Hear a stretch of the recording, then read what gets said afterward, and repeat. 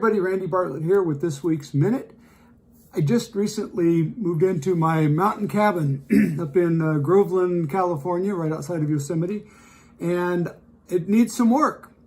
And so I'm not a do-it-yourself guy, so I've been learning to do some things myself, and I've had some friends up here helping me do things, and I'm making a lot of decisions about how much money to give to people and who to give it to, and trying to make decisions that I'm not real qualified to make. And it got me thinking about our clients. And they're not qualified, frankly, to make the decisions that they have to make. How do they pick a photographer and a DJ and a florist and all, it all looks the same, especially now, everybody's got great websites. And one of the things that I talked about a lot with my clients over the years when we dealt with the issue of cost, because I was always at the top end of the price scale, was risk tolerance. And it's a thing that you have to put it in your own words, but risk tolerance is a really big thing. I think a lot of DJs make the mistake of using scare tactics where they basically say to the client, if you don't hire me, your wedding will be a disaster. And I always laugh about that because seriously, if you're the next step up from disaster, you have other issues, right? There should be a whole lot of steps between you and disaster. But I taught a lot about risk tolerance. So my decisions up here at the cabin have been, there's some things that I have a fair amount of risk tolerance. If it doesn't work out, so I'm trying to cheap out on something and spend less than I could otherwise spend.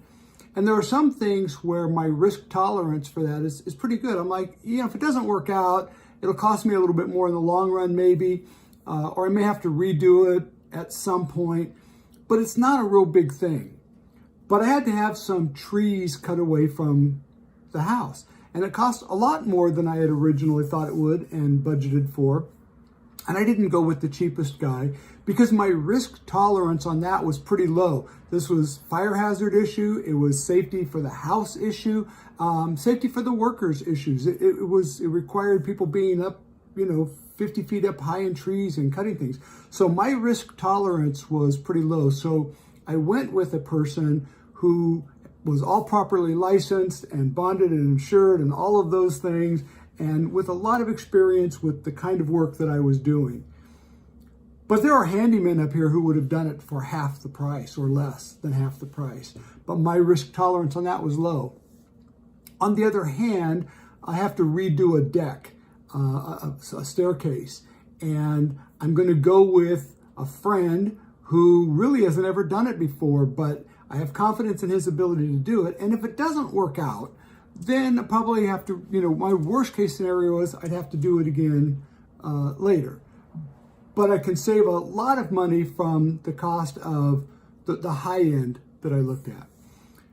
So relating that back to our clients, with us, as a MC for their wedding, one of the things that I talked to them about a lot was, what's your risk tolerance? If you, the advantage of not going with me, of going with somebody else, is you can save money. That's the advantage. Assuming that you like my style and you like what we do, starting from that point. This is really for the clients who's like, God, I would really like to go with you, but you're just out of our budget. And so that's where the risk tolerance came in. If you are as confident that this other person at a lower price will give you the end result that you want, if you're really confident, you should by all means do that. But if not, then you have to say, what's my risk tolerance here? So let's say I can save $1,000 instead of going with Randy if I go with Joe, right? It's $1,000 less. My risk here is that my event doesn't turn out as well. And I was always really clear with my clients. I'm like, look, if you go with Joe, I'm pulling a name out of the air. If you go with Joe, who's $1,000 less than me, you're not going to ruin your wedding. This isn't going to be some unmitigated disaster.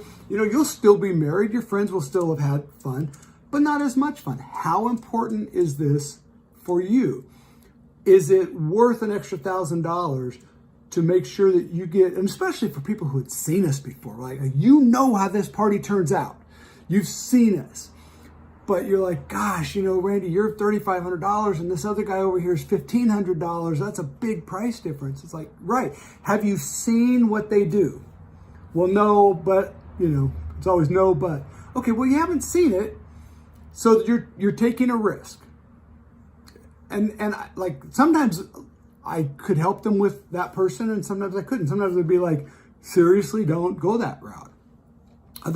Frequently it was like, yeah, I don't know. I mean, I know the person, but I don't know everything about their performance and what they do.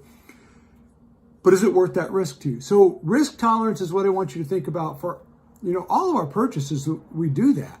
Like if we're going to buy a set of tires, we have some risk tolerance, right? So I can buy a cheaper set of tires, and depending on what you're doing with your car, it may be worth doing that. But if it's a car like for me that I'm driving now to and from the valley up to the mountains on some windy mountain roads, listen, I promise when I get my next set of tires, as I have in the past, I'm going to buy a really good set of tires. I'm willing to spend another couple $100 more on these tires because my risk tolerance for traction and handling and reliability and all of those things is low. I don't want any risk there. I want to be safe. So work that in with your clients and talk to them about what's your risk tolerance. And you can do it within your own service as well, right? So if you're trying to sell them something more than what they want to buy, and that can be, a bigger package or longer time or, add-ons or whatever it is, talk about risk tolerance. And I would try to have a very candid conversation with my clients and say, who are you as a person? What's your risk tolerance? Are you willing to take this risk? And if you paint this in a way that sounds like a, some low-grade threat kind of a thing, right? Where you're going, if you don't hire me, your wedding will be a disaster. It's not going to work out well for you. But I would tell people that, listen, if you're going to go get a $400 DJ, you better have a really high risk tolerance because your level of risk at that point is very high. Are there some good $500 DJs out there? There are. There really are. Some guys really just don't know what they're worth. And, adapt this to your own market for whatever numbers you want to plug in. But really cheap DJs exist and who are good. But that's the exception. So the same way, I'm up here, I'm learning about who's who up in this mountain community. And I keep hearing, like when I talk to people, like, well, our realtor the realtor who sold us the house, one of the things he told me about was, I got this guy and he's really great. Now he's really a pain in the butt and he's like a real big braggart and he's like super unreliable, but man, he does really great work and he's really cheap. I'm not calling that guy. Right? My risk tolerance for reliability is very low. If you say you're going to be here Tuesday at 10, you either need to be here Tuesday at 10 or you need to call me and let me know. Because if I'm driving up from the valley to meet you and you don't show up because you're unreliable, I don't care how cheap you are. So I didn't use that. But I have, started hearing for some of my projects, and I'm asking around, I'm getting to know my neighbors, social media stuff up here, and I'm finding out where my risk tolerance is. So went a little over a minute today. That hasn't happened in a really long time. I hope you guys have great week ahead of you. We're very close to kind of reopening the country. So, the rumblings are there, things are happening. I hope everybody gets back going very quickly, but you're going to run into this issue as people start booking, and just think about risk tolerance with them. And again, like here's a simple risk tolerance thing. We've talked about this for years.